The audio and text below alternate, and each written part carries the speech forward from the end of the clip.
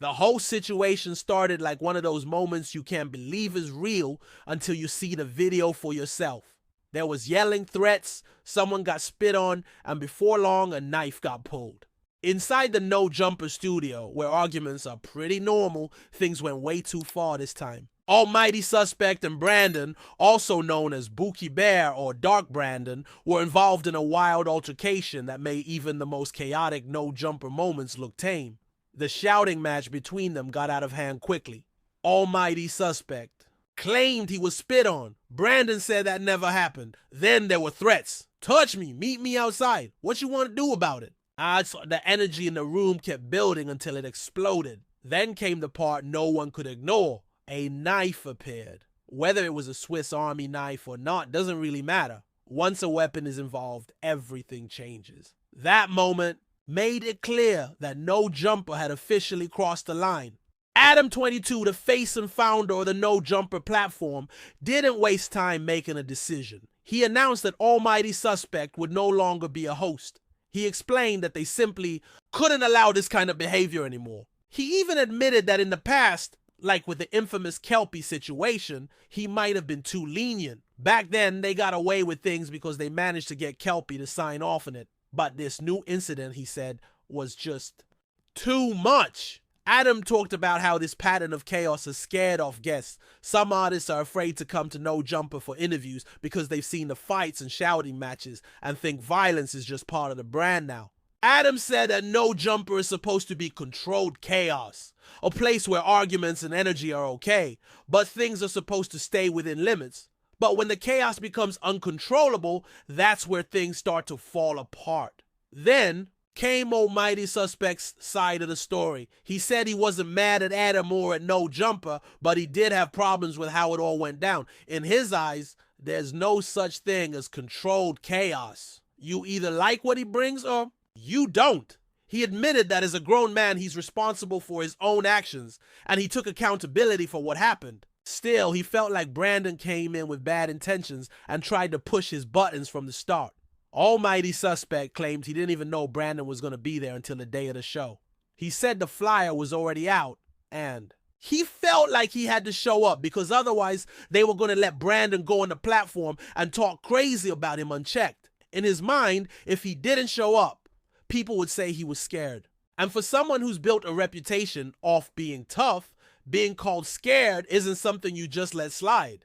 He pointed out that the show had already let a lot of wild things happen over the years.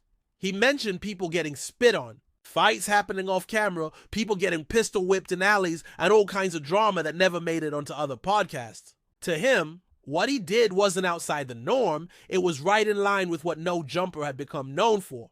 And he wasn't wrong. Another voice in all this, Big Ant from Urban Politicians TV, chimed in with his own thoughts. He said this kind of drama wasn't surprising anymore. No Jumper had turned into a reality show where the main goal seemed to be drama, beef, and shock value. He questioned why the producers even allowed two people who had real beef to be in the same room. To him, it felt like they did it on purpose, just to get views. Big Ant didn't hold back. He said all three parties, Almighty, Brandon, and Adam, came with bad intentions. The entire setup felt fake and dangerous. No Jumper wasn't about uplifting people or educating viewers. It was about manufacturing conflict. And when you build a platform on drama, eventually someone's gonna get hurt. He said the brand had allowed gang politics, beefs, diss tracks, and criminal talk to take center stage. It wasn't just LA gang stuff. It included New York, Chicago, and beyond. They were giving people space to diss enemies, brag about violence, and bring that energy into the room. He said if Adam had just set a zero-tolerance rule from the beginning, no name-calling, no calling each other out for fades, no threats, none of this would have happened. But instead, they encouraged it. They let it happen. And once you allow it, it becomes your brand whether you like it or not. Big Ant also reminded everyone that this wasn't the first time No Jumper had done something reckless. The Kelpie situation, for example, was something they didn't even have to release. They chose to air it. They chose to let it go viral. They chose views over values. He also said Almighty Suspect had gone too far.